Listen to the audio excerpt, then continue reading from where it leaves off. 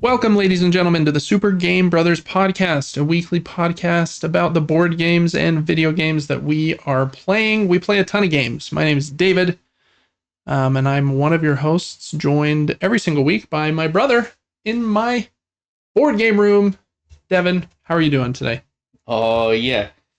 Doing good. Trying to figure out how to adult properly currently. I'm watching our siblings as our parents are out of town, and yeah, I'm realizing life has a lot of maintenance, always. Yep. If you finish one thing, there's always something else you could be doing right now. Like, I did my laundry, 2 loads of laundry. I looked at my bedding. I was like, well, I should probably do that.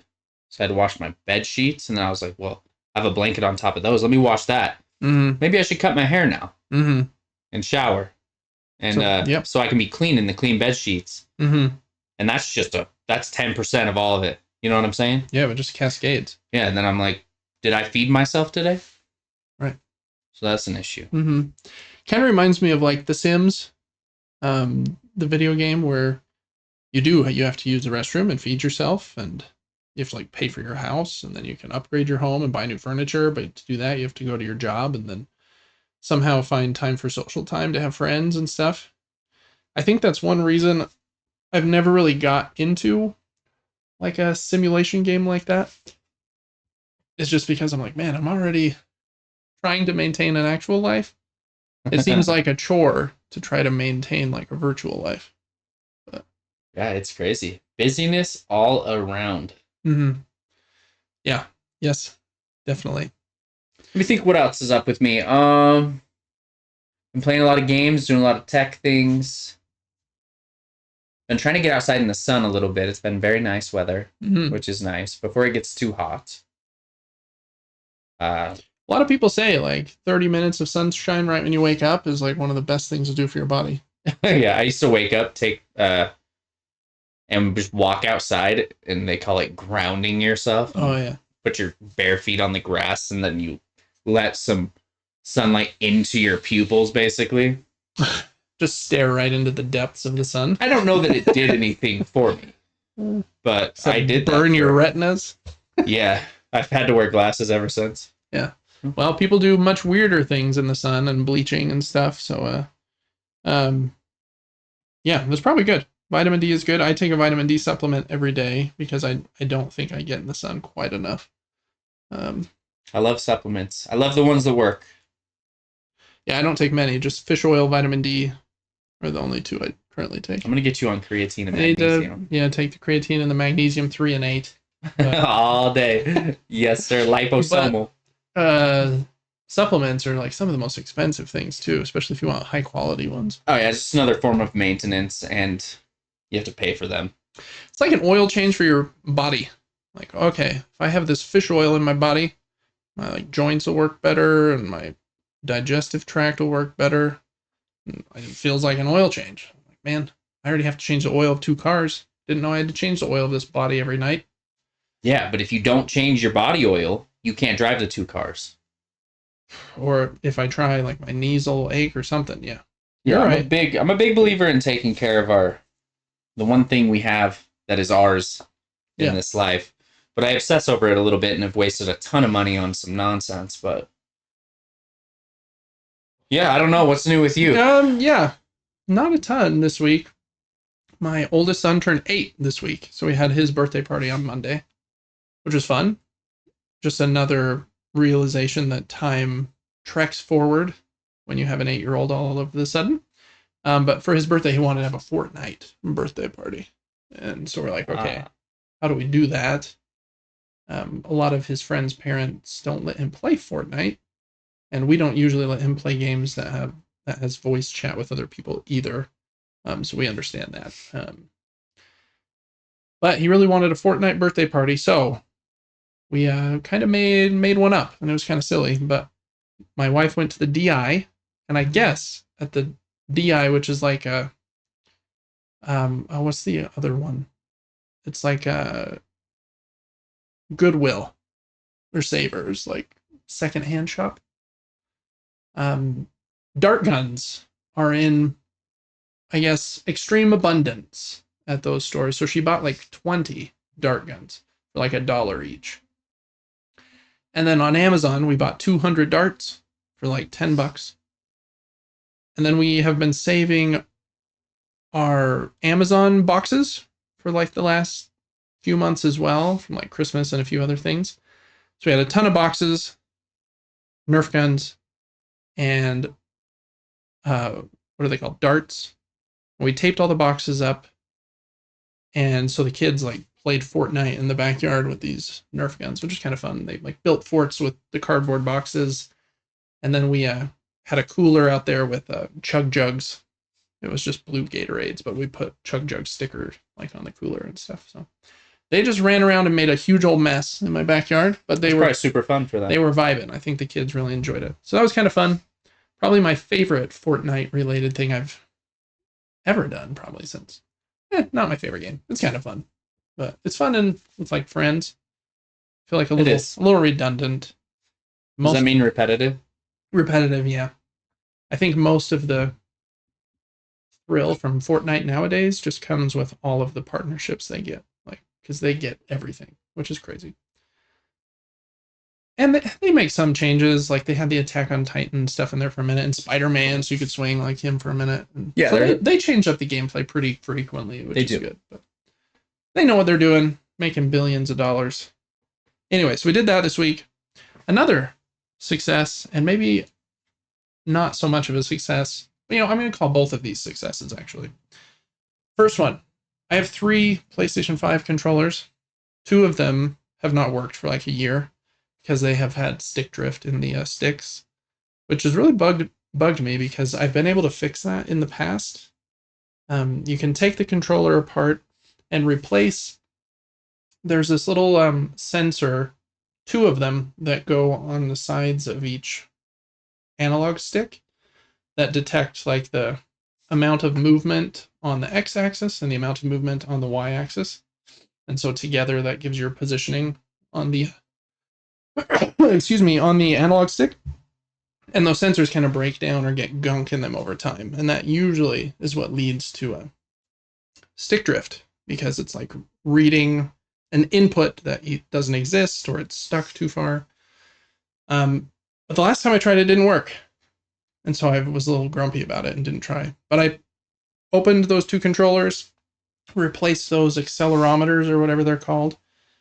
I think I had to replace 4 of them. And I bought like a pack of 20 on Amazon for like $20.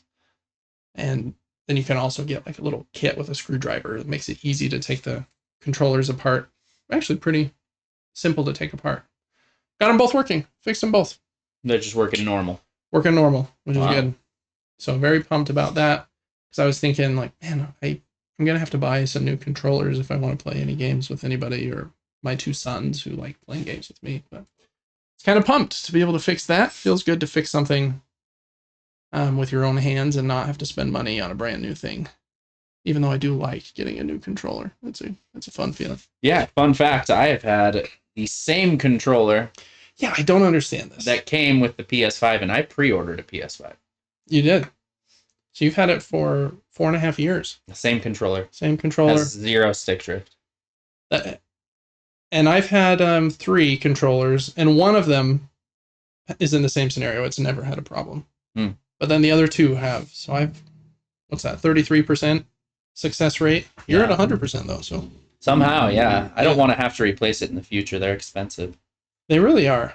If it starts drifting though, just let me know. I've got some more of those accelerometers and I could fix it. Maybe. I might be putting too much confidence in my abilities, but it does feel good.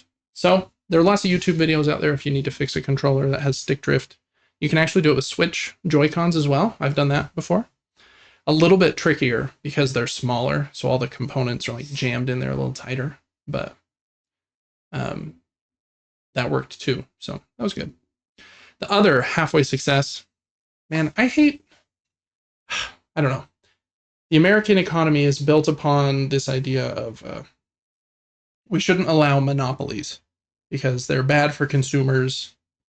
Generally, competition is good. But we have monopolies, like quasi monopolies, like everywhere. The one I hate is internet service across America. Basically, these companies like Xfinity and CenturyLink and whoever else has internet service across the country, they like make contracts with each other. Like, hey, we got this region. As long as you don't come in this region, we won't come in your region. And I'm like, that pretty much seems like a monopoly to me. I literally only have one option to get. Well, I have two options to get internet in my area. Xfinity, and they offer good, fast internet. We'll talk about them in a minute. The other option is CenturyLink, and I can get up to 3 megabits per second with CenturyLink if I were to change to them. Which, for doing anything related to a podcast or anything, would not work. I don't even think you could watch a movie in like higher than 480p on that. It would be brutal. No, they would say though, like, your speed is fast. You can stream to multiple things at once. Yeah. No way. Yeah, no way. No way. Yeah, like we have Google Fiber in Utah and other fiber companies, but unfortunately none of them have networks where I live. And I live right next to the freeway. Like, I don't know. It's dumb. So I don't really have any options besides Xfinity. But they have that annoying business model where they give you a deal up front to buy your business, basically, and then just slowly jack your price up over time.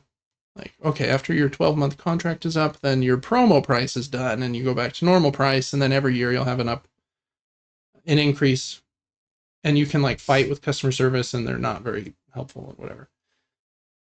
So my year promo was up, where I had like the fastest speed I've ever had. I think it was 1.5 gigs per second or something. And their unlimited data plan with their Xfi Complete package, and for like $75 a month. And I was like, okay, this is pretty dang good.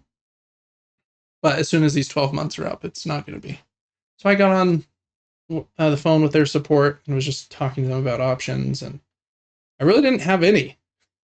So I cut the unlimited, sent back their router, and now I'm using my own hardware again, and cut my speed basically in third. I went back to 600 megabits per second. And doing that, I can get my price to $60 a month, but it was going to go to 125 a month. So it's just hard. I hate that business model. I feel like you should reward your customers for a loyalty for staying around, but it just makes me want to bounce. Like, okay, then I will bounce to a different company, and then I'll come back in 2 years because you'll have a promo. But they try to lock you from being able to do that by having these dumb monopoly deals with other companies. So I hate freaking internet service. It's dumb. But never works as advertised. Yeah, and sadly. That too.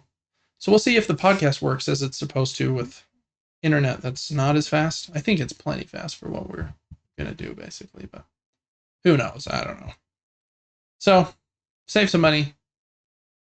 Sending less money to Xfinity does make me happy. But I don't know. Other than those three things with the controllers, the Fortnite party, and the Xfinity issues, that's probably been my week. I'm grateful for goated grocery shoppers today. I had to try to do some grocery shopping as I'm watching my siblings for a week. Yeah. And you get into the store and you have never felt so dumb. Oh, yeah. You're like, I don't know how to shop deals. I don't know what I should be looking for in the first place. Do we need bananas? I don't know. It's like, grab bananas, some bread, probably need some milk at some point. Yeah. And is everything just else just like frozen that we can microwave? Like, very grateful for my mom today. Shout out to moms. Yep. Shout out to moms. Because she knows what she's doing. She knows what we need, and I did not. Yeah. And so grocery shopping it's hard. Oh my goodness. Yeah. Not a massive fan of that. Mm-hmm. And that's something you get way better at the more you do. I only do it occasionally, like when I'm able to, and I am better at it than I used to be. But man, sometimes I'm like, this item I'm looking for should definitely be right here, and then it's just like in another aisle for some reason, like in the baking aisle, and I'm like, why is it not I don't know, on the bread aisle like it should be or whatever. Very frustrating. And the problem is I'm the kind of prideful person that's like, I'm going to find this thing, frick. And I am not going to ask a worker. I've kind of changed a little bit. I will ask them now, but I'll ask them too, but it is kind of like a little side quest to like try to find it yourself. It's a little bit exciting. It kind of is. They have some fun things in the grocery store. Like, ooh, new kind of cereal. Ooh, what's this? And when they have like a deal on soda, great day. What else is fun about the grocery store? Are you a fan of the self-checkout? Yeah, if it works. But the problem is, it's like you scan something instantly. She's like, "Please place item in the bagging area." Right. And you do, and then she's like, "Please place item." Take the item off. You put 2 items on or something. Oh yeah. And the person has to come over, and you feel like you're mentally challenged because you couldn't figure out the self-checkout. Yeah, when it works though, it's super convenient. Probably helps the flow of traffic in stores so much. Yeah, I would think so. I went to the UPS store the other day, and our UPS store used to be so stinking busy because everybody returns their Amazon packages there, basically. And so there'd be long lines, and now they have like a self-return kiosk. You just go and scan the code from your Amazon return, and it'll print a sticker for you, and then you put it in like a little plastic bag and put the sticker over it so you can do it yourself. Very cool. That is cool. Yeah.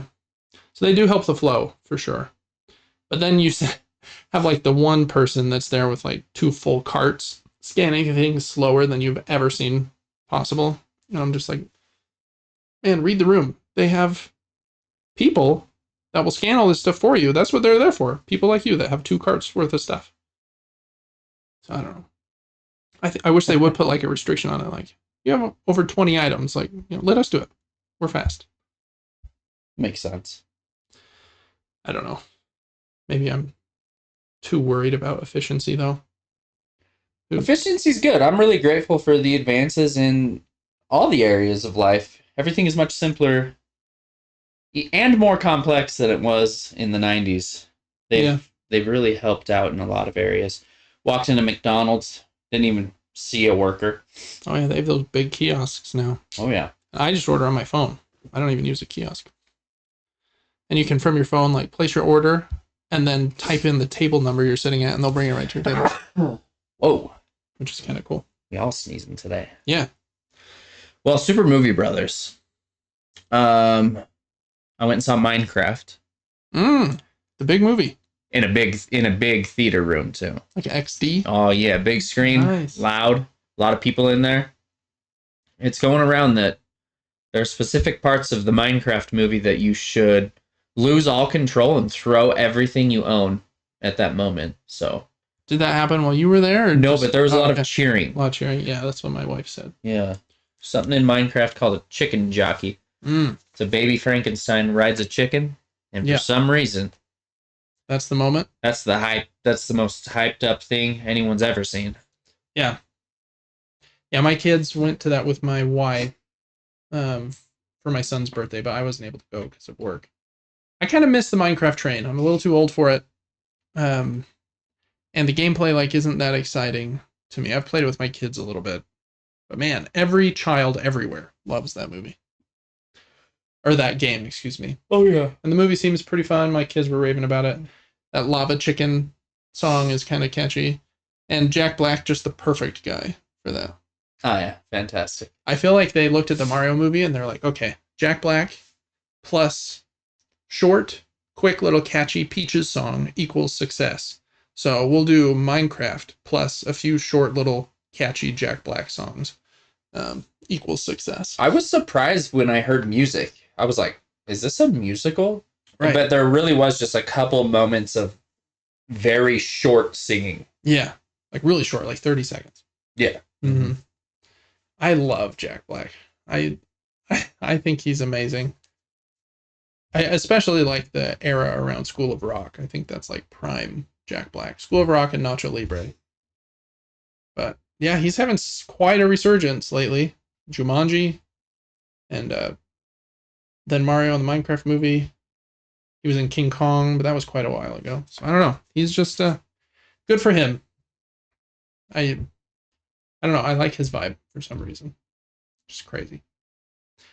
Other than that, I watched a couple things. Have you watched any other movies, Devin? Yeah, you can go first though. Okay. I watched 2 movies with my wife this week. We watched Juror Number 2. I think it was on Max, maybe. Just a movie. And it's basically about this guy. He was driving home one night from the bar. He didn't drink at the bar, so he's like sober. That's a part of the story. He's been like a recovering alcoholic, but he did not drink that night. That's an important note. So he's driving legally, and it's super dark. I think maybe even raining. I can't remember. And he hits something, like a big crash. So he stops his car. He's on like this bridge that goes past, like towards his house. And there's nothing. He doesn't see anything in the front of his car. The front of his car is a little beat up, and that like one of the lights is kind of busted. But there's not like tons of blood or anything on the ground. And I think he walked around the entire car, and then he like looks around on the road, and he looks over the side of the bridge and can't see anything. And then he looks up and sees a sign that says deer crossing. Right. And my wife and I were talking about this before I explained the rest of the movie. What's like your required amount of searching at that moment? It's dark. You see the sign. There's no signs of lots of blood. There's no signs of anything. How much do you have to dig? Do you have to call the police at that moment? If you think it's an animal, you don't have to report hitting an animal. I feel like in most scenarios you're not on a bridge, so you could probably see what you hit. Right. So you wouldn't have to do that much searching. But if I was on a bridge, I'd be like, do you think you'd walk down the bottom of the bridge? You didn't have a flashlight? Not if it was just like some area that was a normal animal crossing area. Right. Yeah, we were talking about that too. Like, what are you supposed to do? Anyways, so that happens. He tells his wife about it when he gets home, and they get like the car fixed because they think they hit a deer. A year-ish later, he gets called into jury duty, and he gets selected to be on the jury of this trial. This is the other part I don't fully understand about the show. Well, I'll talk about that in a minute. And it's for a murder where this guy supposedly killed his girlfriend and threw her body over a bridge. Same bridge, same exact night. Same spot and everything. Guy swears he didn't do it, and so this other guy's on the jury. He doesn't realize that until that very moment, according to the movie. That's the other part of the movie I didn't quite understand. I feel like if a girl had gone missing and died in your area, it didn't look like a huge city. It's like, not like way small town, but like kind of suburban. I feel like you would know about that. Like, oh, there's a missing girl and I happen to be on the bridge. Okay, now's the time I call the police and like say, hey, I hit something. Thought it was a deer. But like they skip over that and claim his ignorance and that he did not know about this case until the moment he's selected for jury duty. So that's like a suspend your disbelief a little bit. And so it's all about that. And should he tell them? And are they going to find out? And is that really what happened? Did he hit the girl? And if he did, should he help find the dude not guilty? But if he does that, he might be pushing them towards like, okay, well then what did happen? If it's a hit and run, then maybe we'll look into that more closely, and that might point them more towards him. It's a pretty good show. It's not amazing. I'd give it like a 6.5, 7 out of 10. It was fun.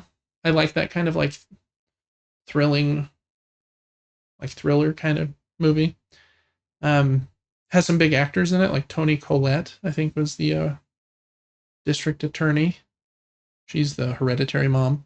Oh, right, yeah. And he's the main actor is pretty big right now. He was in like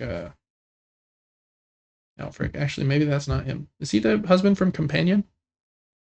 No, but that guy's big in horror right now. You're right, the other guy. You're right. They look very similar, but it's not. Both of them are popping off in movies right now. Yeah, they kind of are. It's pretty good. If you have Max, I would recommend watching it. Also like refreshing to like watch a movie that's PG-13 and not like abhorrently like violent and cussy. That was kind of nice. But So that's pretty good. Liked that. And then Lacey and I started a TV series that we haven't watched. And it's actually made by a company here in Utah. I don't know if they film it here, but the company Angel Studios is a Utah company. I actually applied to work there and interviewed with them a couple times. Wow. Yeah. I think I could have gotten it, but I like the job I got.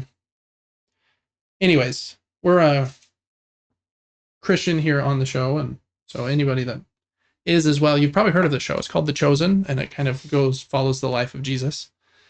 And we've only watched 3 episodes so far, but very surprised at like how well done it is. And as someone that's read like the Bible a lot and go to church and you hear these stories a lot, sometimes it's hard to like, you hear these details, but it's hard to like picture the people behind them because it happened so long ago and stuff. It's very cool, very good retelling. Really enjoyed that so far as well. Again, we're only a few episodes in, but I think it's very popular. I think it's I think so. I think it's Angel Studios' biggest thing they've ever done, and I think it has 4 seasons out, which is kind of crazy. So excited to finish that. That's it for me though. So hop back to you, movie brother. Okay, I've been keeping this one in the satchel. Oh, I'm excited about this. I mean, it's not that cool, and I don't think you're really going to be that hyped about it because I don't think so hyped. I don't think you're the hyped. Target audience. Oh, but he's so hyped. Yeah. Our brother and I have been watching all of the Marvel movies. Oh, okay. Fun. In story order. Because they have them in that order on Disney Plus, right? Yes, but it kicked us out of Disney Plus today, so I don't know if you own that or... I do. I don't know. I'll have to get back in there, but man, if you've seen most of the films and you go back and actually watch them in order, stuff be making a lot more sense. You understand each Infinity Stone and like... I bet, yeah. How this person came to be and why they're in this location in this film, yada yada. What a cool way to watch that. I have been so hyped through every film. Okay. Some are better than others. Yeah. And they go in the weirdest order. Like, doesn't even make sense. Well, it does, but it just shocks you. Like, I don't know how to explain what I'm saying. Like, there's a Captain America to start it, the first Avenger. And then his next movie's not for like 9 more movies. And maybe there was an Avengers movie that was like number 6 or 7. So this is like chronological order, like order that the story actually happened. Is that the word, chronological? Probably. Yes. And what a cool way to watch it. Yeah. It's been super fun. I think those movies are very encouraging and like energetic and give me goosebumps. And I like them as well. I'm definitely hit or miss on which of the movies I like. But if I was going to watch them, I think that would be a fun way to do it. You should. If you ever, I don't think as a dad and whatever else you're doing in life, you'll ever have this amount of time, but wow. My kids are getting closer to the age where they'll probably want to start watching those, and so maybe I'll do that with them in the coming years. Because that would be cool. I do like commend them for the level of like detail and commitment that Disney did with the first Marvel phase. You know, everything through Thanos. Very well thought out, and like so many movies, but they all seemed like working to build up to this like cool crescendo. They do, and as you watch them in chronological order, you wouldn't believe the amount of references to other movies, and I don't know if it's called a cameo, but a quick appearance of someone who shouldn't be in this specific movie, but is just to confirm that story and really lock it in. Yeah. It's so cool. We're only like 8 or 9 in out of like 33. 33, wow. There's a bunch, but... Hey, 8 or 9, that's a lot of movies. But I have 2 favorites. Of the 8 or 9? I have 2 favorites of Marvel superheroes. I think based on their backstory, the hardships in their life, and just who they've become, I think I have to pick Captain America. He's a good guy. And Black Widow. Okay. She had a tough childhood with her sister and got basically kidnapped as a kid. And whoa. Does she only have one movie? Just one standalone movie, yes. I've never seen that one. Pretty good. Pretty fun. And I like Captain America as well. I feel like that first movie, they were still like trying to figure out like some things and like their CGI wasn't perfect. I like Red Skull. He's played by Hugo Weaving, I think, Elrond. And weak Captain America before he, like, little baby Chris Evans. Oh, so tall, so small. I mean, so funny looking. Yeah, those are good ones. My favorite are Spider-Man and Guardians for sure, but which is understandable. They've put a lot of effort into the Guardians of the Galaxy movies, and so much effort and content into Spider-Man. Not only in live action, but the best animated films. Yeah, very good. And there's a TV series even. Yeah. That's fun though. That's a cool little project. I'm excited to hear how the next 8 or 9 movies go. Out of the first 8 or 9, what one is your favorite there? Is it the Captain America movies? We were shocked. Captain America Winter Soldier. I have not seen that one, but I've heard it's great. Is pretty dang good. Yeah, very fun, pretty touching. Better CGI in that. Yeah. I'm trying to remember the order of them. It goes like Captain America, Captain Marvel. And then my brain is gone from there. We watched one or two Iron Mans in there. Yeah, okay. I think we're actually through all the Iron Mans. They happen early. All 3. Wow. Yes. I didn't love the third Iron Man, but I liked the first. I really liked the first one. I think number 2 is okay. Mm-hmm. That's cool. That's been a good time though. It's nice to actually like invest in the show. It's hard because we judge things based on kind of a surface level sometimes. It's like, I've seen that film, didn't impress me that much. But you go back in and you actually see what they were going for and like all the work that went into it. Yeah.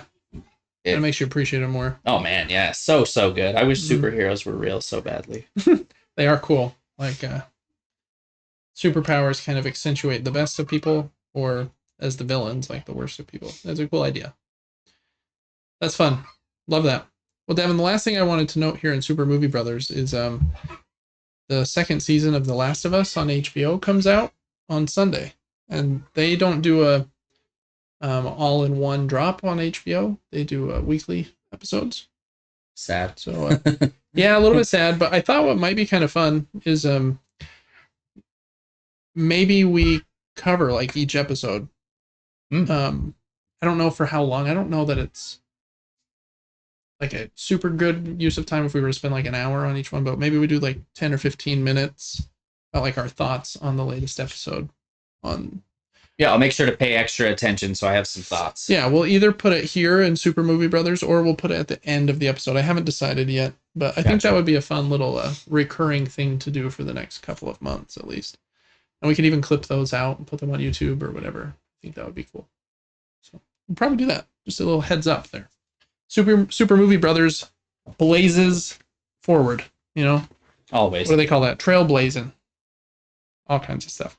Cool. Well, let's hop into the show. This is the Super Game Brothers podcast, a weekly podcast, like I mentioned already, about board games and video games, the ones we like and are playing. And yeah, we do this every single week. And we have whoops, I'm sharing the wrong screen here. We have a Patreon at patreon.com/supergamebrothers. That helps us keep the lights on. It's where you can get our content a little bit early. You can write into the show. And what other perks do you get there? You can get your name in the credits if you would like. Just a great way that you can kind of interface with us a little bit more and get some extra and early content. So please check that out, patreon.com/supergamebrothers. And we also have a running giveaway that we're doing on our website, supergamebrothers.com. And it's running for a couple more months. And it's a board game bundle or a gaming gift card. So cool stuff. Please check those out. You can follow the Patreon totally for free. And the giveaway is also free to join. So we'll jump into the show now, kind of with that said. And we always start, Devin, with the new games to subscription services. There's a few different segments we'll look at this week. And the first one, as usual, is Board Game Arena, where you can play board games online. Handles all of the rules for you. And they have 2 games and a little update this week. First game is called Symbios. Has a cute little pink rainforest frog. And it's a pretty simple game where you're placing cards to your left or your right, and kind of depending on if you put it to your left or your right, the player on your left or your right will like help determine how well you score and what looks like shapes you score. Or you can put a card in the center and then you're determining that. Seems pretty cool. I like games that like have you interface with the people surrounding you. Sometimes it's not always my favorite mechanism, but if it's a short game that does that in a unique way, that's pretty cool. So Symbiosis, check that one out. And then the other game real quick before I come back to this update is Quartermaster General East Front, which looks like a skirmish kind of war game, which is not a genre that I know very well or have even really played much of. I've played a few like simpler ones, but some people get really into these like very long and complex like skirmish like recreations of famous battles from history and stuff. So check that one out if you're so inclined. The third thing really quick, the new season of Arena on Board Game Arena, which is their like competitive league, starts on April 8th, which was actually 2 days ago. So if you are playing competitive on Board Game Arena, then I think all like the scores for each game reset. It's kind of like Rocket League has seasons, Fortnite has seasons, kind of like a restart in that way. So I think that is all of the updates on the Board Game Arena front. All right, next up, the new games to PlayStation Plus. There's a game catalog which is available for Extra and Premium, the top 2 subscriptions for PlayStation Plus. Some good ones this month, but a smaller list, to be honest. The big one for sure is the very, very popular and very well-selling Hogwarts Legacy. I think the game has sold over 25 million copies, so I think they probably think, well, we've sold all the copies we can sell. Basically, we'll take some extra money from Sony and put it on PlayStation Plus. Devin, I know you played Hogwarts Legacy pretty thoroughly. Yeah, we 100%ed the game. Right. And I think the only thing you have to do left to get the platinum is like restart it 3 more times with each house.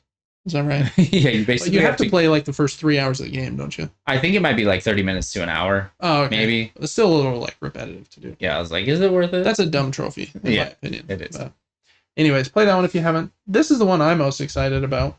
Same. This is one of only a few games that PlayStation has put on their service that is a day one launch. The other ones they had were Animal Well last year, which was a great pick.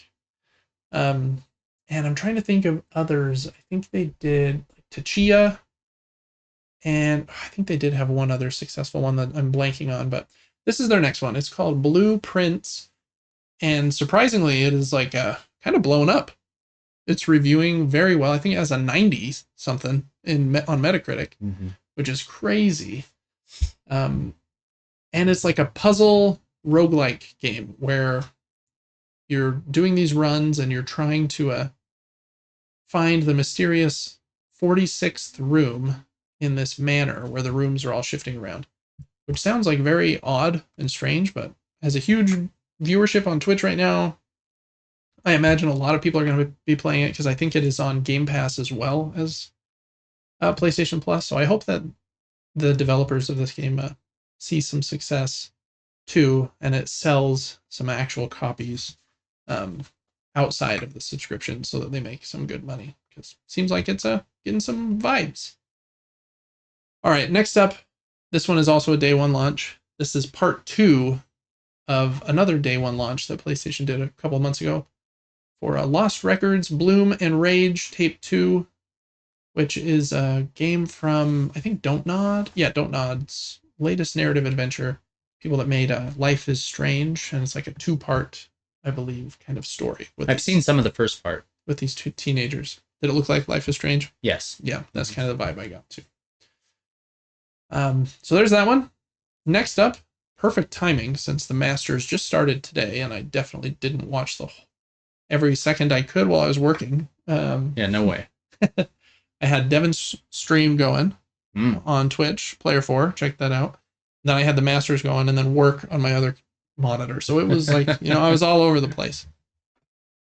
But this is PGA Tour, EA Sports, PGA Tour, excuse me.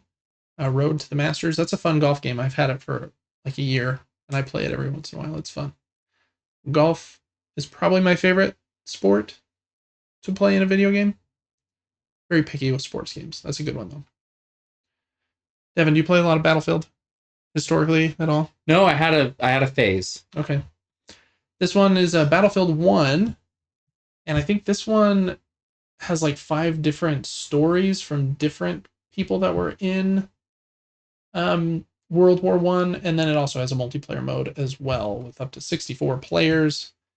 It reviewed really well, at least compared to the more modern ones, so I might check that one out, to be honest. Played up on PlayStation 4 and PlayStation 5. Combines chaotic kitchen and restaurant management with strategic planning. I imagine that's probably kind of like Overcooked. I haven't seen any gameplay of it. I don't think that's a great like a cover page, to be honest. Yeah, kind of interesting. I've seen some played up gameplay. Oh, really weird. It looked like the entire screen was filled up with meals.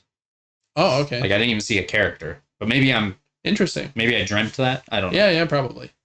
And that's all of the extra games. So I think there's only 7. Was that 6?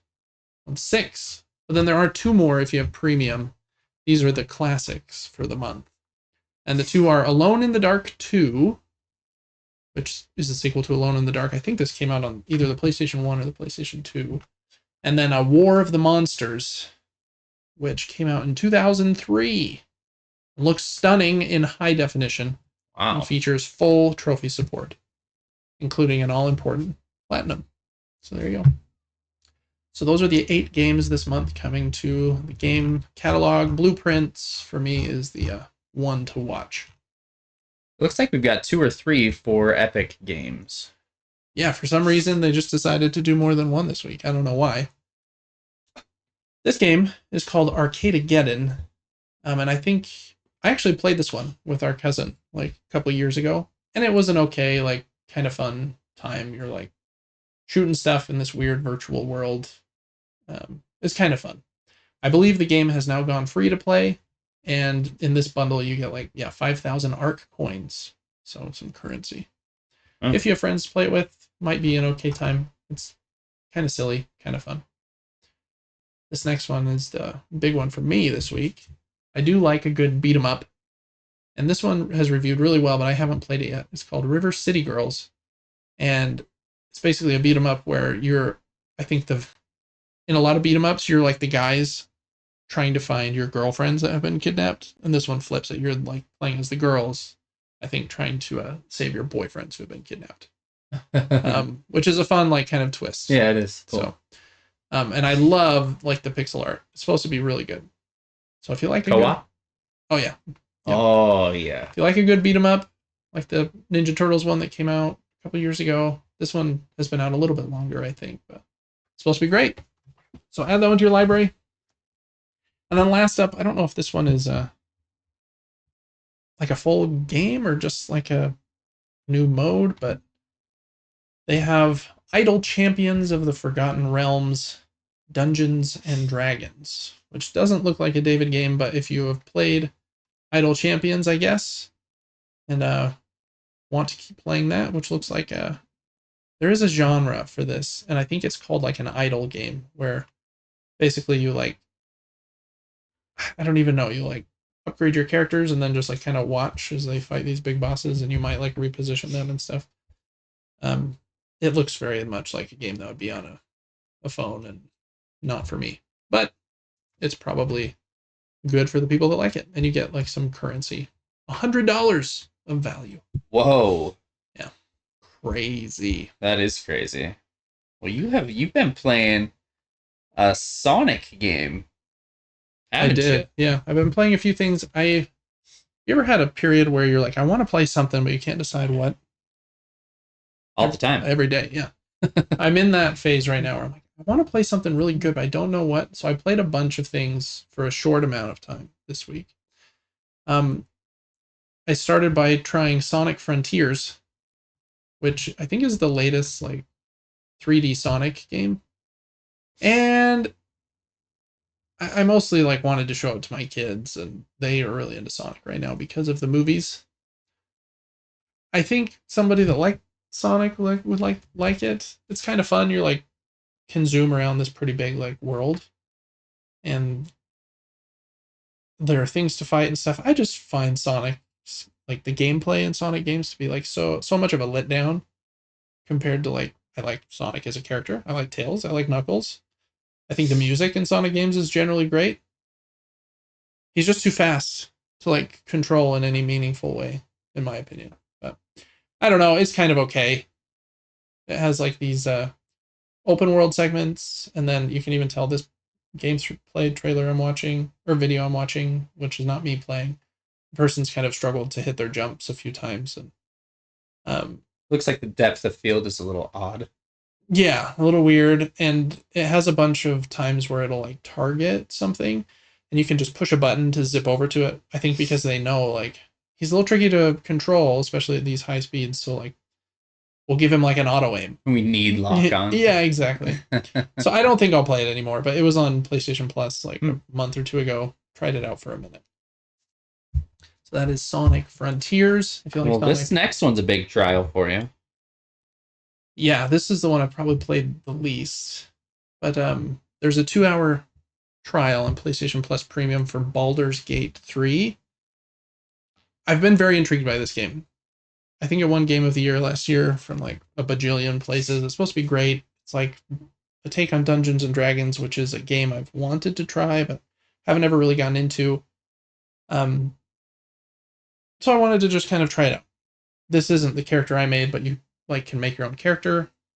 Pretty in-depth character builder as well. You can like choose your race and subclass, and then their specialty and like their heritage and all these things, and then also choose what they look like. I played as a high half-elf. Of course. Yeah.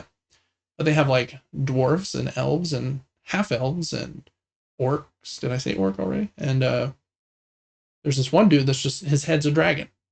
And like dragon a dragon head. Yeah. Dragon head. He has a name. I don't remember. And so I'm not sure. I got through probably 40 minutes. Like the opening cutscene's very beautifully like made and very pretty game.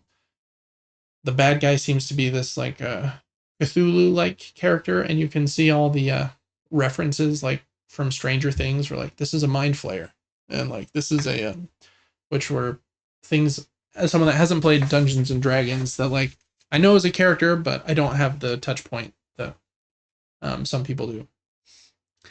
But then when you get control of your character, you're like moving around, interacting with things, and then there's almost always like a they call them a check in Dungeons and Dragons. So it's like a dialogue check or an attack strength check or perception check. And so it's like you look into this bowl of goo right here. Let's do an investigation check to see if you find something. Then you roll a die, and if your character is smart, like you might have a lower threshold because your character is generally smart. And if you roll a certain amount, then you have a success and you do find something. And so everything is a die roll, basically. Very much in vein of the tabletop game. But because of that, it feels like, I don't know, it feels very much like I'm not in like total control. It's always like, well, I hope this will happen, but it might not. And I hope this will happen, but it probably not because my percentages is worse for this check.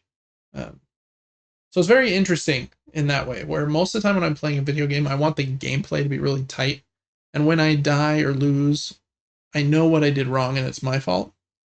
As opposed to just, oh, if I get this die roll, I'm going to beat this boss. And if I don't, I'm not. I know there's more nuance to the game than that I just said, but sometimes that's kind of how that comes across to me. So still, I have like an hour left in my 2-hour trial. I think it's really cool in premise. I'd probably love like the story. I just don't know if I would love how it plays, but maybe I would come around to it. I'm not sure. Yeah, it looks so interesting. I'm unsure as well. Yeah. So tried that trial. Next up, I bought a few games because there's a sale going on the PlayStation Store, and one of them I've wanted to play for a while is this one called Planet of Lana, and it's a game that reminds me a lot of like Inside and Limbo. It's like 2D, but it's like a 3D world kind of. You can see stuff in the foreground and the background. You do a lot of jumping, puzzle solving. You have this sister, and you live with her in this like little village. And then this isn't really a spoiler. In like the first 10 minutes, um, you're following her to visit your parents' graves, and then you keep walking a little bit further, and these things start falling from the sky, and they end up being like alien like robot ships. Whoops, I didn't mean to minimize that. And kind of in War of the Worlds style, they're like abducting all the people and putting them in these like cage pods. And so your sister is kidnapped by these um, aliens, and so you're basically on a quest to try and save her, it seems. Very cool vibes here during this opening sequence when like it actually happens. I'm gonna fast forward just a little bit. You're just like running, and then I don't have any audio playing, but the audio cues here are like cool, and you're like watching all these things come down from the sky. You're like, what's going on? And then how they like jump into the foreground and like the robots like pop around. I really like the way that like the robots look. They're pretty cool. So I've played probably an hour of this game, and I like it so far. If you like games like Inside, like I mentioned, or Limbo, I think you would enjoy it. You have a cute little pet. It's kind of like a monkey dog thing that you eventually find, and it becomes your friend. So we'll see if it continues to hold my attention, but it's pretty cool, at least at the beginning. So I like it. Definitely has that kind of David indie game vibe. Oh yeah, absolutely. And if you want even more of a David indie game vibe, I bought this game for like $4 to play with my sons, and it's called Micro Mages, and it's a cooperative or solo or co-op game. You're basically just trying to defeat these monsters and get to the top of like each tower, and then at the end of like every fourth level, there's a boss. And it's amazing. Just as amazing is probably too strong. It's fun to play with friends. It's pretty simple. But the bosses are kind of cute. I like the retro pixel art. It looks like Castlevania in a way, but like a little more friendly. It's really fun. So it was never like heard of that. $4. I hadn't either. And so yeah, I would recommend that one, especially if you have kids that you want to like. This is probably David being like old man yells at cloud, but I try to teach my kids about like gaming history a little bit. Like we'll play like some older Donkey Kong and older Mario games or stuff like that. And, yeah, I think it kind of fits that vibe. So that's all I've been playing. Just hopping around a little bit. I think I'll finish Planet of Lana. Some of the other ones that I just went over, I don't know that I'll play much more. Well, I played due to the new season coming out of The Last of Us. We absolutely blasted through the Last of Us game, remastered for PS5. Mm-hmm.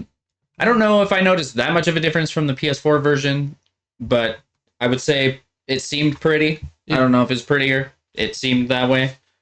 Felt really good. The game's amazing. The story's amazing. The controls are actually pretty dang amazing. The way you control your character, they give you a lot to work with in a room. Kind of different ways to beat areas. You can sneak or just go absolute baboon insane and just go crazy with your weapons. Mm-hmm. Fantastic story, fantastic bond between the main characters. Cool upgrading system, which I think he's doing right here. Maybe not. But there's almost nothing wrong with this game. It's intentionally supposed to be hard. Yeah. It's spooky. There's love. There's good music. It touches your soul. It's amazing. It really, really is. The other game we've been playing is the sequel to this. Mm-hmm. So we played a lot of both games. They're both fantastic, slightly different in a way. Yeah. The second one has definitely tidied things up, in my opinion. Yeah, gameplay wise, for sure. Yeah, just inventory is easier to access, and I was very grateful for that. You have like more flexibility too with like combat. You can go prone and like prone under jumping, trucks and like jump. Yeah, you can like craft ammo, right. All sorts of things like that. It was a little risky to play today, having people all over the internet world and maybe coming across a spoiler they didn't want to see, but I think most people know what happens. I think anyone on Twitch probably does. Happens in these games. Nothing bad to say about them. They're beautiful. I just wanted to take pictures the whole time. We did the second one on New Game Plus and started messing with game modifiers. We changed their voices to helium and hexom. Yeah, that was funny. So super high voices, then super low, but it kind of messes with all of the audio, so you just want to take it off. Yeah. It's just like their render adjustments you can do in game are extremely extreme. Yeah. Like you can make it so the whole world looks like fire or black and white. It's like you almost needed just slight adjustments to the image, maybe not so intense because there were so many, but we didn't want to change. There's so much to touch on with these games. I don't even really know what else to say about them. Yeah, I agree. They're basically like top of the line pristine in basically every way you could imagine. Mm-hmm. I do think it's like probably like, in my opinion, like the best and my favorite story in like all of video games. But you have to be ready for something like that's brutal and is ready to go to places that like you're not wanting it to. Mm-hmm. Like they don't hold back in any way. It's brutal like the whole way through. And I'm not always ready for a game that brutal, but when you're in the mood for it, man, it's there's nothing like it. And their production level and like is just crazy. Yeah, there's many times where I just want to stand in the sunshine in this game and just show everyone how good it looks. Mm-hmm. But super fun. We tried unlimited ammo for a minute with an SMG, and that was a great time. Oh, I bet. Yeah. It's like I'm unstoppable. Yeah, that was probably really handy because ammo scarcity is part of the whole game. You know? Yeah, it's shocking to me how similar this kind of feels in many different ways as Resident Evil. Yeah, those post first playthrough like settings that they let you tweak with, they're fun. Yeah, and just the difficulty in aiming. There's a lot of head wobble from the enemies. There's a lot of weapon reticle sway. Mm-hmm. It's spooky. The upgrade system, you're always low on everything. Yeah, always low on ammo and heals. Man, I love this genre of games. I do. Spook me out and make it difficult. Yeah, I agree. I do too. I'm excited to try. I haven't bought it yet, but I've been thinking about it. There's a $10 upgrade for the remastered version of Part 2 that comes with that new no return mode that like randomly shuffles in different enemy encounters and then bosses in like a roguelike fashion. So you like have to beat encounter, boss, beat encounter, boss. I think there are 6 bosses if you're able to get through the whole run. And I think that'd be fun. I don't usually play these games as like an expert in the combat. I'm usually scraping by like the skin of my teeth. It's I think it would be fun to like get good at the combat because there are pretty often like clips people put on the internet of someone that's just excellent at the game. And somebody that is excellent at the game, it's crazy like how fluid they are moving around and how like cinematic it looks when they remove the HUD and they're like fighting with like nothing going on. You're like, this looks like a movie. Yeah, that's actually what we did for the first one. Yeah. Yep, you removed everything but the dot, right? We tried to remove the reticle, but wow. Yeah, that would be way hard. Yeah. You could put a little piece of tape on your monitor. I almost did. Well, that's fun. Those are great games. I'm really excited for the second season of the show to start on Sunday. It'll be interesting to see which parts they cover, how they cover it. The show is reviewed pretty well, not quite as well as the first season, but yeah, it's also done well. So I'm excited for that. It's going to be hard to combat that first season. It really is. The first season is such like a tight, like self-contained story. And since they decided to break the second game up over multiple seasons. Is that confirmed? Yeah. Oh, okay. This new season that won't be all of part two's game story is like, I feel like it's gonna leave you like with a cliffhanger. Oh, it's gonna be so annoying. Yeah. You're gonna have to wait so long for. Yeah, they do take a while. I think it's like 3 years since the first season came out. Maybe it's only 2, but I think it's 3. So that'll be interesting to see.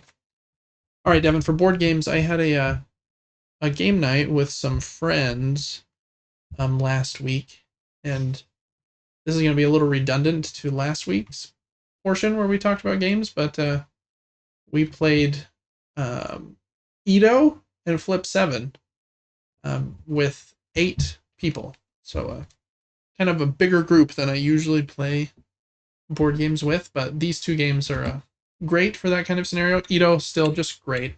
If you want to laugh like your head off, man, Edo's amazing. It reminds me of Wavelength, but it's simpler. You don't have to break into teams, and everyone kind of gets to contribute always. We talked about potential arguments with this game last week. Did you encounter any? A little bit, to be honest. But the reason was we had 4 married couples that were playing, and somebody gave a clue that was kind of a dig at their spouse. And so for the rest of the game, like, everyone was kind of poking at each other. I see. So if you know the people really well, like, that can definitely happen. But yeah, very, very fun. Funny little game. So Edo, can't recommend it enough if you like a good party game. And then I won't say any more about Flip 7. It's just it's a also fun kind of blackjack style game. All right, Devin, we played a game just yesterday. We were going to record the podcast yesterday, but it got a little too late because this game took a little longer than I expected it to. But we played Deep Regrets, which just showed up from the Kickstarter campaign a few days ago. And we just played a 2-player game. I'm actually going to stop this video, and we'll just go down to the table since I left it up so that we could talk about it a little bit more today on the podcast. So let me go down to the table, make sure that we've got everything that we need here. Okay. This is an unfortunate fishing game is what it's called.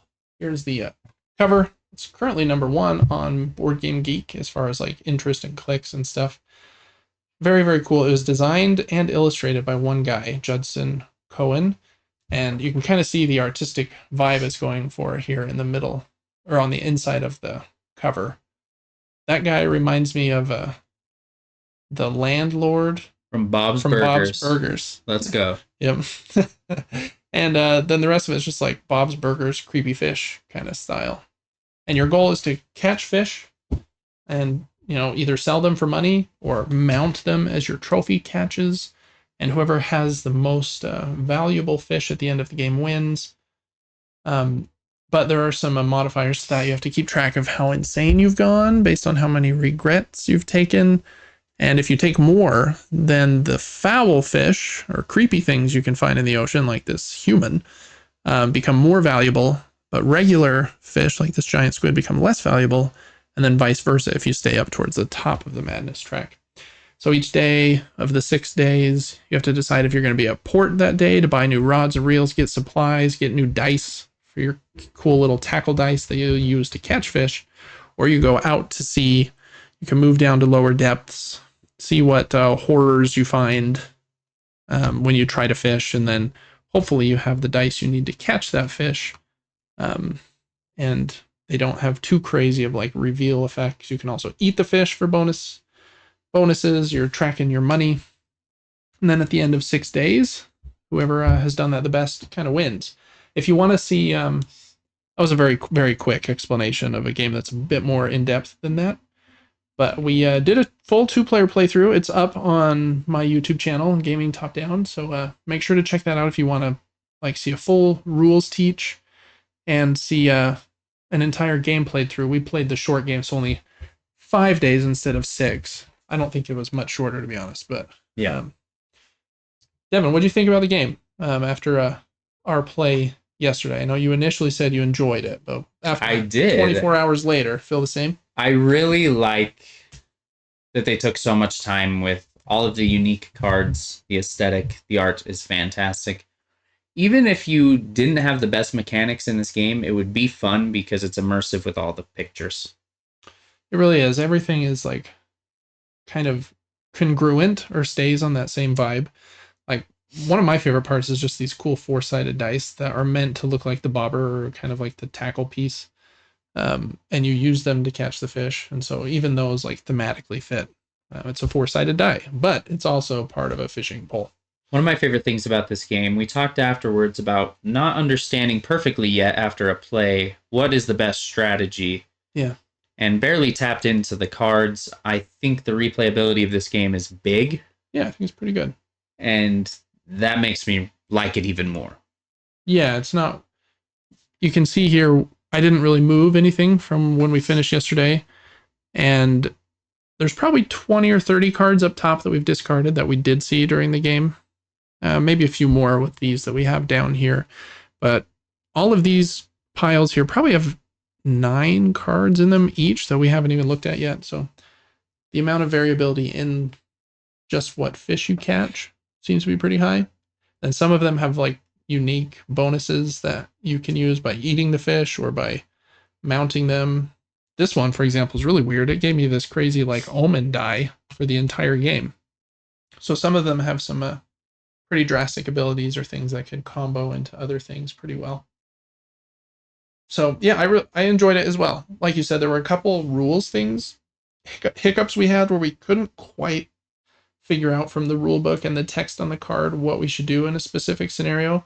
But I don't think any of them were like game breaking. They were just like, we're not completely sure.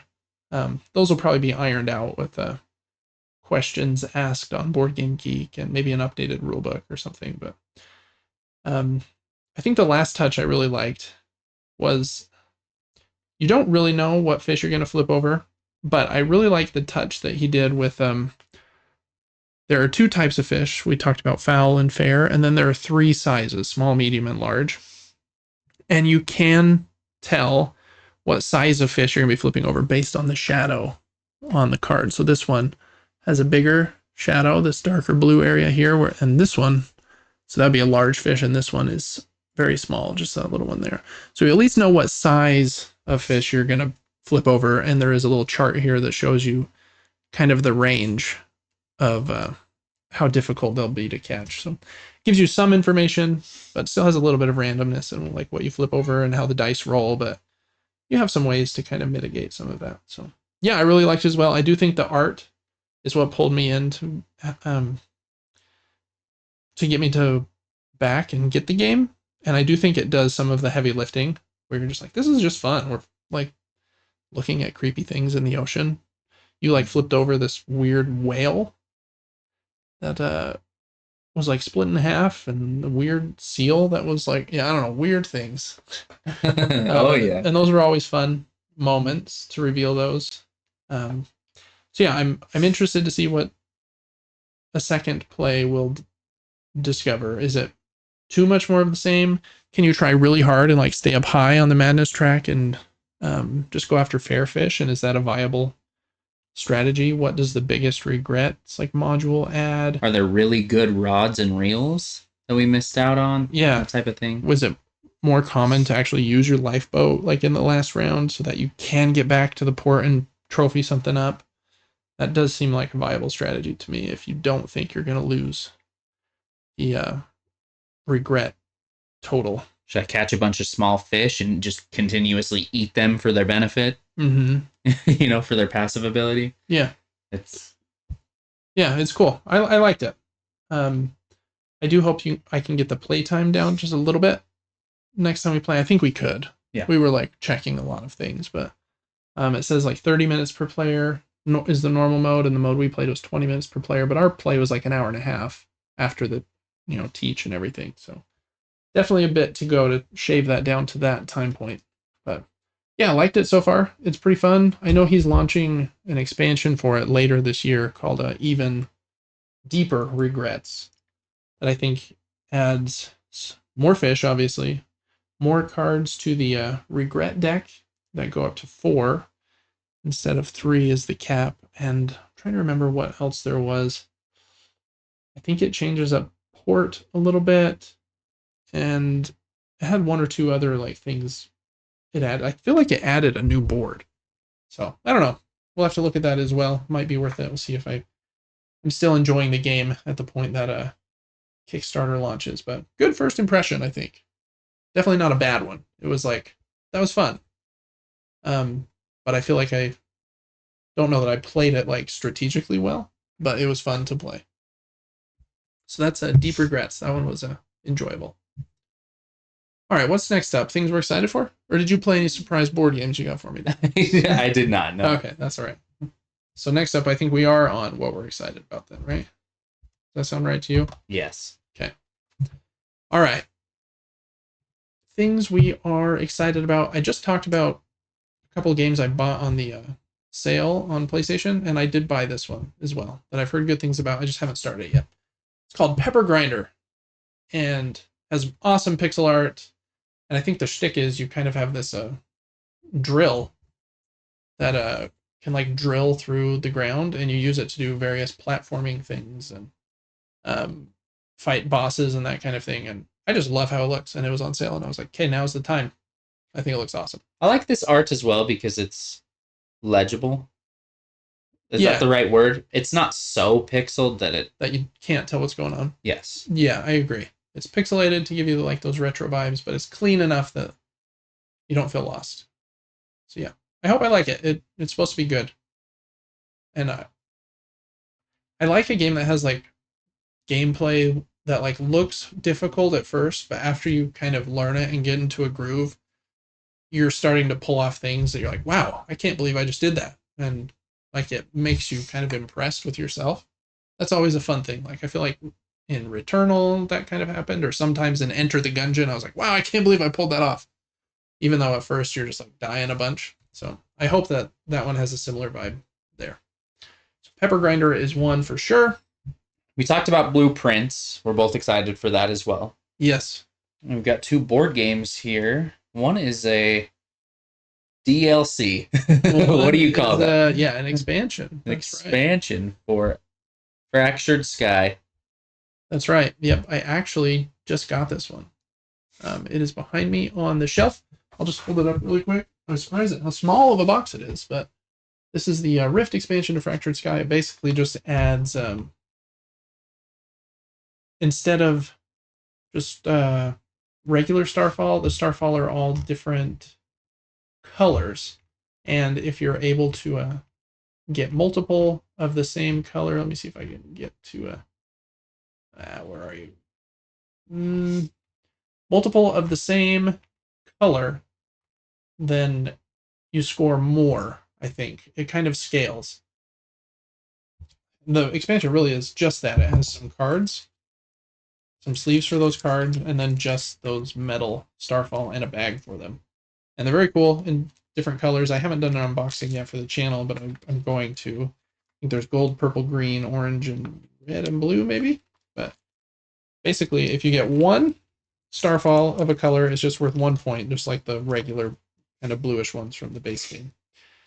If you get 2 Starfall of the same color, that's worth 3 points. So that way they're worth a little bit more than a point apiece. 3 of the same color is also 3 points. So they go back down to being 1 point each. But if you get 4 of the same color, they're worth 7.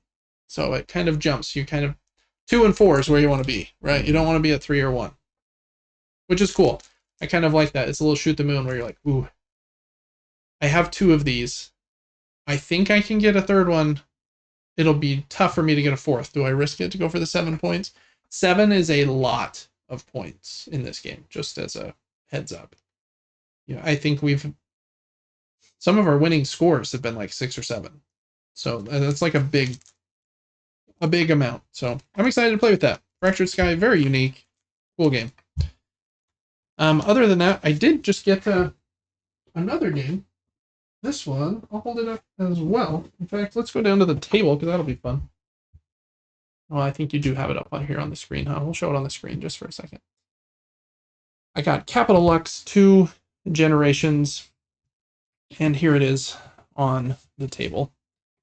This game's been out of print, and I've been trying to find it for a couple of years and have not been able to, but someone was selling their copy just like 10 miles away from me, so I was like, sold, bought it. Very excited. It's a pretty simple card game, but there's like this middle board called the capital, and if you ever have a higher value of, you can choose to put cards in the capital or in your area, but if at the end of the round the cards in your area of that color are higher than the capital's value in that area, the capital like kills them all or steals them all from you, so you can't ever have more. And so since that's player determined, because the players are putting the cards in the middle, it's like a jockeying match to make sure that, okay, when do I want to put cards in the capital, and when do I want to put them on my board. It's supposed to be pretty simple actually, but have quite a bit of depth. There's lots of different modules you can add in as well, so very excited to try that one out. That's Capital Lux 2 Generations. Really cool artwork from Kwanchai Moria, just like it. That's probably it for me, Devin, as far as things we're excited for. Anything you're really excited for? Uno 2. Uno 2. They actually have one. It's called Dose. It's not very good. I've played it. Yeah, didn't really like it. Uno's an okay time though. What's that bring us to then? Are we at the news already? We're at the news, Mini-Nuke. Oh, heck yeah, we are. All right, Devin, there's a few news items I just wanted to get your opinion on before we go into rapid fire. First one, since I know you're such an economist and will have great like insights on the United States foreign policy and trade policy. Absolutely. Yeah. There's been an announcement that the United States is enforcing higher tariffs against China and Vietnam and some other countries. And some of them were announced like right after the Switch 2 news came out. And so actually Nintendo has paused the the pre-orders in the United States and Canada. They said the release date's not being affected. It'll still come out on June 5th. We just are not sure when we're going to allow the pre-orders. Probably because they're waiting to see like what's going to happen with these tariffs. Kind of a crazy time we live in. A lot of companies are struggling to know like what's going to happen because of this. Like the stock market like really tanked like across the board. So very weird times we live in. Hopefully it will kind of land in a good place for our global economy. You know, we're not an economy podcast, so I was kind of joking about you being an economist. Yeah, I know nothing about this. Yeah, I don't really either. I would like to get a Switch too. Mm-hmm. It looks cool. Yeah. The other thing from this article that has actually brought Nintendo a bit of heat, and I just wanted to read this quote and ask you what you think of it. So do you want to read it or do you want me to read it? I got you. Okay. We recognize there are some people that may not be able to afford the Switch 2's price point. That's why we wanted to make the other Switch platforms available, so people still have an opportunity to come into our gaming universe, be a part of these characters in these worlds, and see value, if you will, in whatever rung of the platform they come in.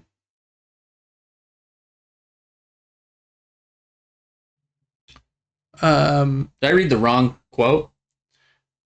Oh, that was the second half of it. Yeah. The first half is as we look at Nintendo Switch 2 and think about the future sets that I talked about, we believe that the pricing is appropriate for the value of the machine and the gameplay experience overall. And then he continued, we recognize that there are some people that may not be able to afford the Switch 2's price point. That's why we wanted to make the other Switch platforms available. That's the main portion. A lot of pushback online from this statement of people saying basically, well, Nintendo's being greedy. They don't want to like make the Switch a price that people can afford, the Switch 2 a price that people can afford, and they're just saying, well, if you're poor, go get the Switch 1. which isn't exactly what he said, but that's kind of like how people are reading it. I think the reason is in 2008, I think it was. It might have been a year earlier than that. I don't remember. Sony announced the PlayStation 3 was going to cost $600, and it was like a big, like PR, like a bad thing for them, because that's very expensive, especially in $2007. And I think a quote that they gave was that, yeah, if people are struggling to afford it, they'll go get a second job or something. And so I think that this quote just kind of gives those same kind of vibes of like, well, we're freaking Nintendo. And if you can't afford our Switch 2 like a poor person, then go buy a Switch 1. So I don't really think it's much of anything. I think the price point of the Switch 2, it is a little bit more than I thought it would be, but I don't think it's ridiculous. Like a PlayStation 5 Pro, $700. It's obviously much more capable than a Switch 2. I don't think the price point of the Switch 2 itself is like the main issue I have. I think the pricing of their games is a little weird, but if it's really worth the price, I think maybe it should be priced that. Most things in life, if they're higher quality, are worth it. Or I mean, you've got restaurants that you can pay $300 for one meal at, right, depending on the quality. And maybe if you don't go to that restaurant, you can use that $300 to buy a Switch. Yeah, exactly. So I think it's unfortunate that this guy said this. He is Nintendo of America's president. And it's kind of funny. I don't know if you know this, but his name is Doug Bowser. Wow. His last name is Bowser. That's crazy. I feel like if you were born with that name, you have to be the president of Nintendo. I think so. I kind of wish I was born with the last name Mario for some reason. So I don't know. Kind of funny story. I think it was a kind of an unfortunate error that they made there, but I'm sure they don't they want to make a ton of money. They're a corporation, but they don't want people to think that, hey, you're too poor, you can't have our system. Just kind of a funny thing. All right, one other thing I wanted to get your opinion about, Devin. You were a pretty big Destiny fan for a couple years, right? Maybe more than a couple. Oh, yeah. Yeah. Their newest game, Marathon, they've been working on for a while over at Bungie. And on Saturday at 10 a.m. Pacific time, so 11 a.m. our time, they're doing the Marathon gameplay reveal showcase. So a big showcase to show what gameplay is like for their newest game, Marathon. It's, I think, an extraction shooter. I don't know a ton about that genre, but that kind of gives me like Rainbow Six vibes or something like that. But team-based, I would imagine, multiplayer focused. I don't know. Are you interested in this game? I think the sci-fi aesthetic is really cool, but multiplayer games are very tricky to capture, David. I'm very interested. I've been a fan of Bungie for so long and was kind of sad when I heard that 343 was going to be doing Halo. That's right. That's correct. That's right, yeah. And Destiny 2 had my heart for so long. I just feel like this game, it's got to be decent. Yeah, I think it's going to be a big change. I don't think it's like MMO focused at all like Destiny is with like a big character builder or whatever. I think it's meant to be like a more gameplay, multiplayer focused extraction shooter. So I'm stoked, yeah. I think it'll be sweet. So anyways, watch out for that on Saturday. The 12th. I'm sure that's going to get a lot of eyes because Bungie, very well loved, and I do think they do like first-person shooting probably better than almost anyone. They do it very well. All right, Devin, does that mean we're you got one more in the Mini-Nuke? Oh, okay. Last up, Xbox has announced their summer showcase, which they usually do in June. This one is also in June, on June 8th. And it's going to be in 2 parts. Devin, do you want to read their little blurb here, those 2 paragraphs? It all begins with our annual Xbox Games Showcase, bringing you a look at upcoming titles from across our first-party studios, in addition to incredible new titles from our third-party partners across the globe. This year, the show will be digital only. Our live stream will bring you everything you'll need to know about what's next for Xbox, no matter where in the world you're watching. Immediately following Showcase, the Outer Worlds 2 Direct will bring you inside the walls of Obsidian Entertainment, revealing new gameplay, details, and developer insights, straight from the people making the sequel to the award-winning first-person sci-fi RPG. Cool. Excited about that. I do like a good showcase where tons of games are shown. I hope that it will reveal what is one of the first like replies to this tweet is this here with just the words "it's time." So I can only hope that German Strands here is right, but we'll see. Anyways, very excited about a good showcase. We'll see if PlayStation has one in the summer as well. All right, Devin, that brings us to like rapid fire. It sure does. Stuff. A few more details have come out about the Switch 2. Both of them bummers, in my opinion. First up, the Switch 2 Joy-Con will not feature Hall effect sticks. Quote from Nintendo, Joy-Con 2's controllers have been designed from the ground up. They're not Hall effect sticks, but they feel really good. I bet they do. Yeah, I thought that quote was hilarious. Love that. They just throw that in there. But they just feel really good. Yeah, it's not any advanced tech at all. They just feel good. They're supposed to be a little bit bigger than the first Switches. And a little more durable, they said. Oh, yeah. And they feel good. And they feel good, which is the part I'm really looking forward to. Yeah. So that's a bummer. Hopefully they'll make them easy to replace if you get drift or want to put Hall effect ones in. Then the next one, also a bummer. Nintendo has confirmed Switch 2 will not have achievements. Wah, wah. I think only a few people in the world care about this, but I'm one of them. So I appreciate achievements. Yeah. I even care about them less now than I did a few years ago, but I still think it's a fun feeling. Like looking at the achievement list before I start a game, and I'm like, okay, I think I can get all of these, or these are the 35 of the 40 that I think I can get, so I'm going to focus on those. And these it other changes your strategy or your approach to a first-time play. Yeah, and I feel like you see more of a game. Agreed. Usually, because you're like, oh, if I go out of my way a little bit, I can get this achievement, and that'll like give me the high. Yeah, add achievements, Nintendo. Then we'll play your games longer. Oof, probably. Devin, I didn't know this next one was happening, but it's out right now. I think just today. A free update for Vampire Survivors. It's called Emerald Diorama. I think I said it's free. I think I said that right. Yeah. I don't really understand this story trailer that's going on here, but feel free to watch that if you would like to. Some weird characters coming around, but then they do show kind of the gameplay and update items. So there are how does it say? I think it says 7 new characters if I'm not mistaken. Let's see, 40 plus new attacks.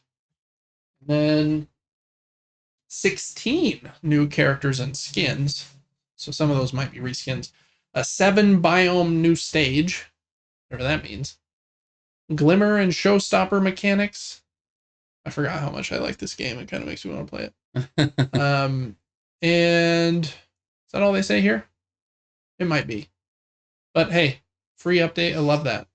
I like it when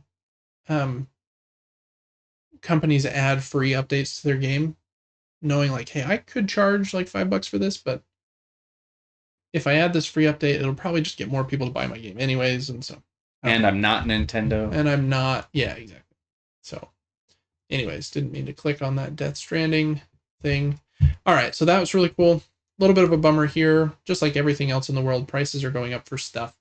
And PlayStation Plus is going up in price for 15 countries in Latin America. Just really quickly, I'm going to blast through these. Argentina, Bolivia, Chile, Colombia, Costa Rica, Ecuador, El Salvador, Guatemala, Honduras, Mexico, Nicaragua, Panama, Paraguay, Peru, and Uruguay. No stutters. Killed that. Holy. Because of there's the stutter. Because of global market conditions. So here's the new prices. There on the screen, if in case you were wondering. But I imagine that price increases are probably coming for almost every subscription all the time, it seems like. So, all right, this next one is kind of cool. There are new animated backgrounds for the PlayStation 5 Welcome tab that are coming out. It seems like they're slowly rolling them out to players, though. So not every player has all of them yet, but kind of like a cool background for your PlayStation 5. And like I said, they're animated, so they have like some visual flourish in the back for famous games like Ghost of Tsushima and Yotei and God of War and Horizon and Call of the Mountain and Lego Horizon and Ratchet and Clank and Astrobot and Days Gone, Demon Souls. I would do Yotei or Demon Souls. Demon Souls because I loved the game. Yotei because the colors are so amazing. Yeah, those are good colors. I'm not sure what one I like the best. I like the Astrobot one, to be honest. That deep blue looks nice, but yeah, the Demon Souls one is great too, like with him facing the castle. I don't know. So look out for those if you have a PlayStation 5. And then just in something silly, a few people have started lining up for the Switch 2 at the Nintendo store in New York, I believe. So I'm not sure if this is just a publicity stunt because this person is a YouTuber named Chicken Dog 64. I don't know who he is, but if you, I guess, wanted to be one of the first like dozen people that get one, you might have to get in line and camp there for 2 months. Holy, that's good commitment. Yeah, commitment and probably millions of YouTube views. Maybe that's what we need to do. I think we just send me there. Yep. Take my streaming stuff and it's perfect. You can be friends with Chicken Dog. That would be amazing. All right, couple new or other rapid fire ones. The Last of Us Season 2 is about to start on Sunday, but I think because of reviews and general interest, it has just been confirmed to be renewed for Season 3 from HBO. So good news, it will continue. That will be a continuation of the story from the Part 2 video game, but good to know. And Death Stranding is getting a movie from A24.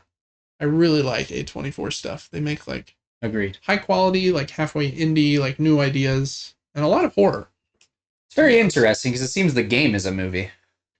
Yeah, it kind of does, to be honest. They have like very big actors and crazy cutscenes and weird stuff. But it's being directed by Michael Sarnowski, who directed A Quiet Place Day 1, which I quite enjoyed. It was a good movie. So, anyways, I think I would maybe enjoy that more as a movie than a game, to be honest. Yeah, maybe I want to see like the weird vibes, but when I tried to play it, I was like, man, I'm just walking like across these fields delivering packages. That's not always what you do. There are parts with like action and guns and crazy monsters chasing you and stuff, but I didn't get to any of those. So, anyways, that's all the video game news. In board game news, continuing our news, Mini-Nuke. The most famous board game like awards of the year come from Germany. They're called the Spiel des Jahres, Game of the Year, basically. There's an American version called the American Tabletop Awards, and they've announced their 2025 winners. The winners are shown here, and they have 4 different categories. They have early gamers, and Captain Flip won that one. It also won, I think, the Spiel des Jahres one. Casual games is the Gang, which is a cooperative, poker game. And then, let's see, strategy games, Let's Go to Japan, which I have right behind us. I just haven't played yet. I've heard it's great, though. I actually 3D printed an insert for it, sleeved all the cards, was really excited to play it, and haven't done it yet. And it's just chilling now? It's right behind you. Oh, shit. And then we talked about this game just last week, I think, because there's an expansion to it on Kickstarter. But Fromage. I don't like that word. Fromage? Fromage? Fromage? Fromage? Fromage. Too many ways to pronounce that word. Yeah, that is true. It won the Complex Games Award. Complex Title Award. Yes. Complex Title Award. It's the one with the cool Lazy Susan, though, shown here, where like you put your dude in and then you spin the Lazy Susan. And I just wanted to really quickly look at the games that have won the other years. It looks like they've been doing it since 2019. For early gamers, that was Blob Party last year, Boop, which I actually have, Happy City, Abandon All Artichokes, Draftosaurus, which I also have. So I have 2 of those, 5 there. I guess 6 if you count the one that won this year. Casual games, Sea Salt and Paper, I have that one. Turing Machine, Cubitos, The Crew, Quest for Planet 9, I have that one. Shipshape, I bought that one for my brother-in-law, I've played it, it's fun. And Quacks of Quedlinburg. Strategy games, Thunder Road, Vendetta, Planet Unknown, Cascadia, Calico, Wingspan, which I have, and Chronicles of Crime. I have an expansion or sequel to that one. I'm just bragging here. No, it's about nice. the ones I have. And then Yeah. Complex Games, last year, the White Castle. I have that one. Love that game. Carnegie, Lost Ruins of Arnak. Have that one. Dominations, Road to Civilization, The Taverns of Tiefenthal, and Root, which I do have as well. So fun little. I like something fun about winning an award. Yeah. Agreed. Maybe we should start the Super Game Brothers Awards. We can give awards. We can, honestly. That would be so amazing. I don't know what we'd give them for, but it would be kind of fun to give an award and then see, our award logo on some blog or website. Mm-hmm. Shout out to Board Game Wire. They are an excellent resource for board game news. Other than them, it's kind of hard to find good board game news unless you're scouring like Board Game Geek or have really good relationships with publishers, which is not kind of the vibe I'm going for. So, anyways, that's it for board game news this week, and I think that ends the news Mini-Nuke, Devin. So you know what that brings us to. Crowdfunding Corner. Nice. I like the tone and the enthusiasm that you said that with too. Thank you. It was amazing. The link doesn't like you though. It didn't come over. Messed up. Gotta love the link throwing in Chrome. Sometimes it's weird. And there it came over twice now. Here we go. That brings us to Crowdfunding Corner for the week of April 11th, 2025. We have 4 games this week I wanted to look at that have crowdfunding campaigns that end in like the next 5 to 14 days. There are a lot of games of crowdfunding. I can't highlight all of them, but these 4 I thought looked intriguing enough to at least peek at. So first one here is called Pirates of the High Teas. A game of piracy and pastries. And in this game, you are trying to give the captain of your pirate ship the best, coffee. Why would I say coffee? The best tea and some pastries.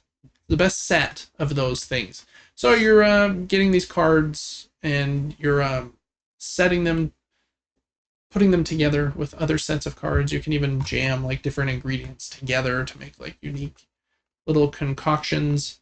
It was made by the designer of the latest Calico game, Knitting Circle, which I've heard is pretty good.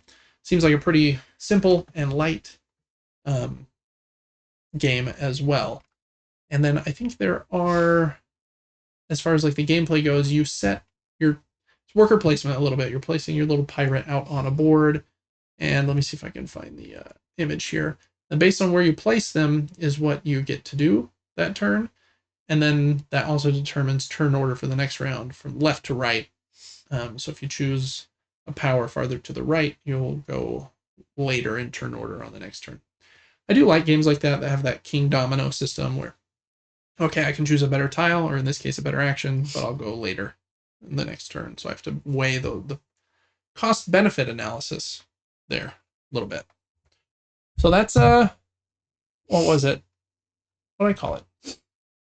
Pink Pirates of the High Teas.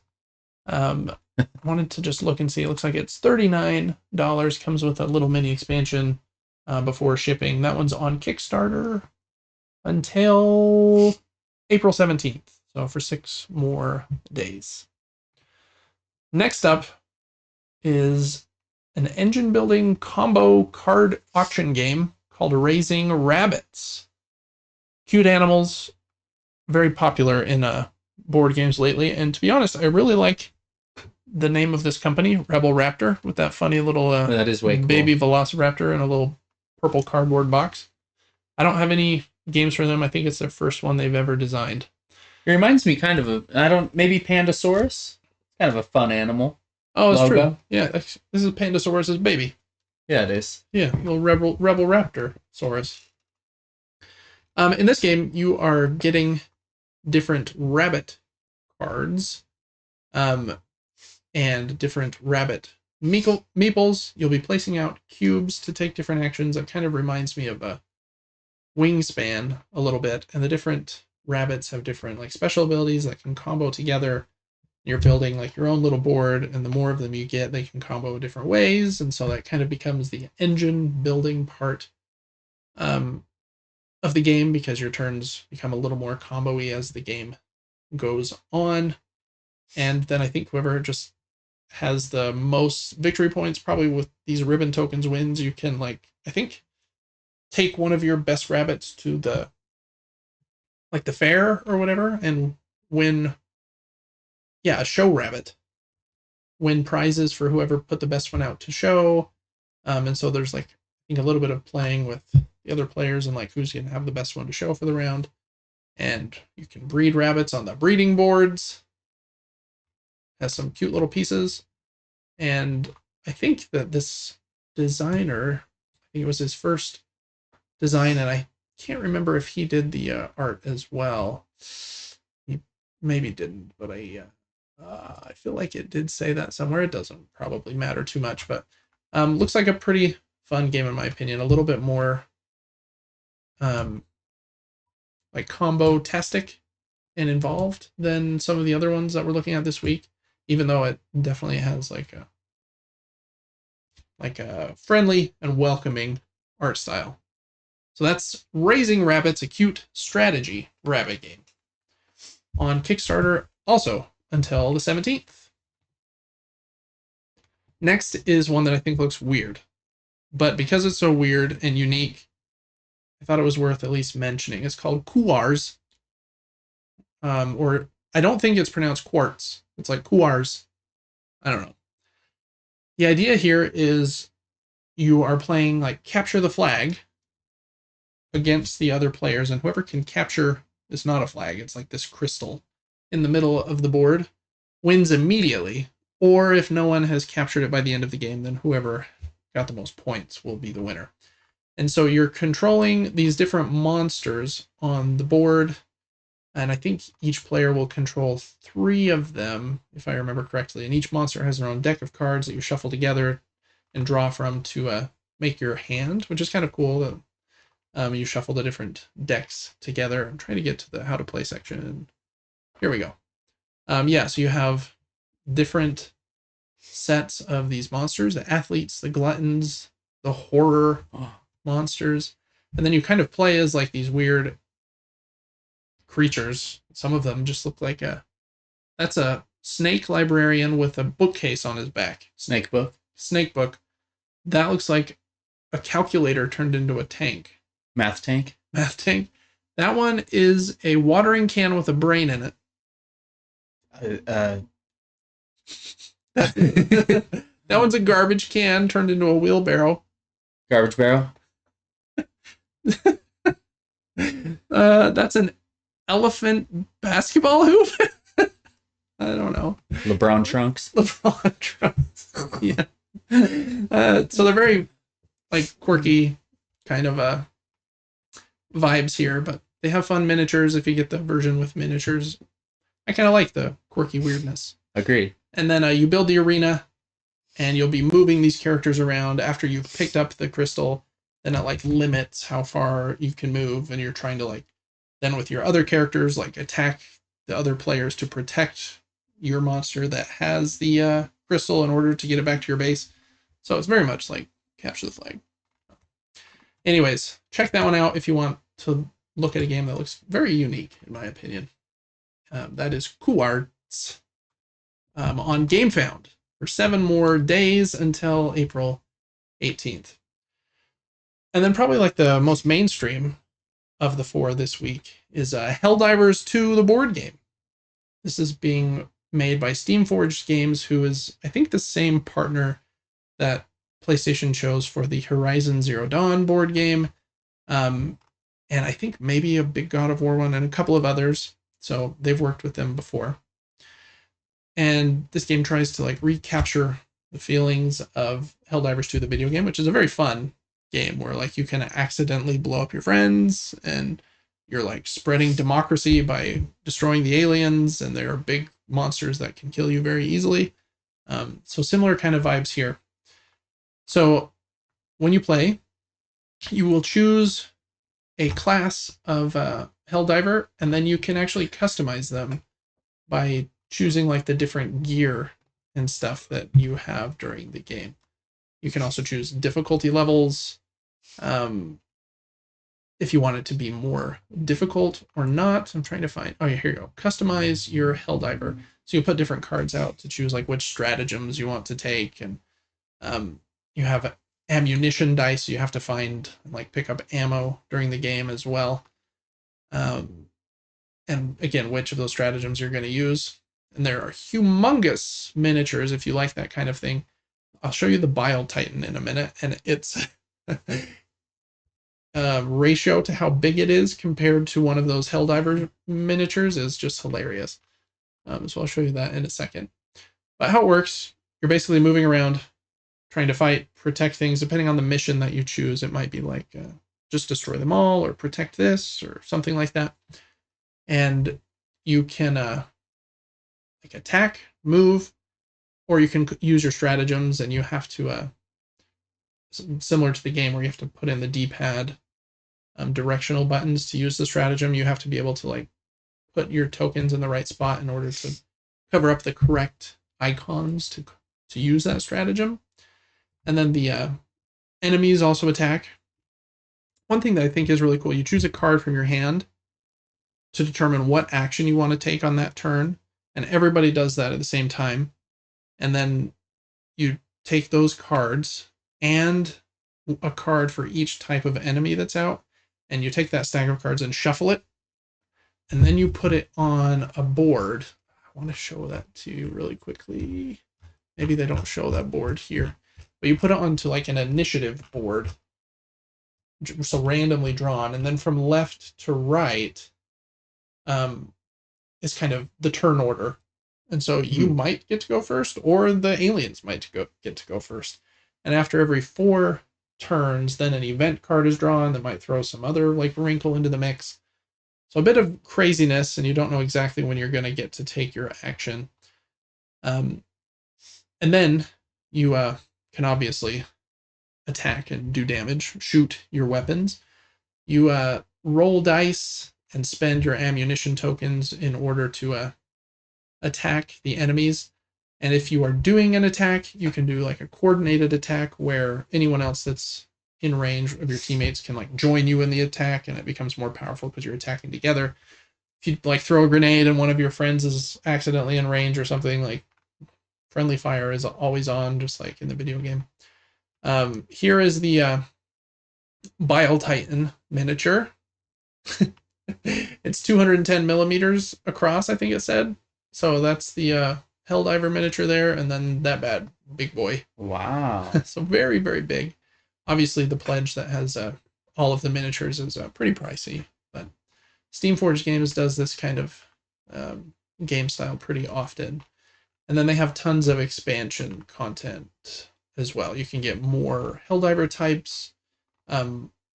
This expansion lets you use the Patriot exosuit, which I think is in the game now. I haven't played it in a little while. And then there's an expansion with different kinds. This is the Bile Titan, and then different kinds of these aliens. There's one that adds this Factory Strider, one that adds the automatons, I think they're called. This Impaler as well. I think there's an automaton. Yeah, automatons expansion that adds them. I like that theirs are red. I think those look cool in contrast to the yellow Terminids. So, cooperative games, kind of I don't know. They're not my favorite genre. And especially if I'm going to be like, okay, I'm going to move here and shoot at this guy, and he's going to take 2 damage, and then if you want to help me, like, come over here and you do it too. I'd rather just play the video game where I'm controlling that and like feeling the like vibration, watching the bomb explode, and doing the victory pose myself. But for people that like that kind of experience in a game, I think it looks cool. So anyways, that's Helldivers 2. Has a lot of different pledge levels. The shipping's expensive because it's shipping a lot of stuff. You can see the big Hell Commander pledge is 246 euros. I think that comes with everything. The base pledge is $61. So not a cheap game by any estimation. So anyways, that is Helldivers 2. It's on GameFound. Well, real quick before I say that, I want to see this one. Shrieker. I don't think I've seen that enemy. Have you? No, I don't know what that is. Must be a new one as well. We haven't played I the look game forward to dying from it. Yeah, me too. It makes me think I just want to play this game on my Mm-hmm. PlayStation again pretty soon. But that one's on GameFound for 11 more days until April 22nd. All right, Devin, those are the 4 games this week. Which one is going to earn the brand new award from Super Game Brothers podcast for Game of the Week for Devin? Oh, I don't know. It's tough. I wanted to pick Helldivers because I had so much fun playing it, but I also feel like it's probably kind of hard to nail a board game perfectly after a video game when you're trying to mimic mechanics and things.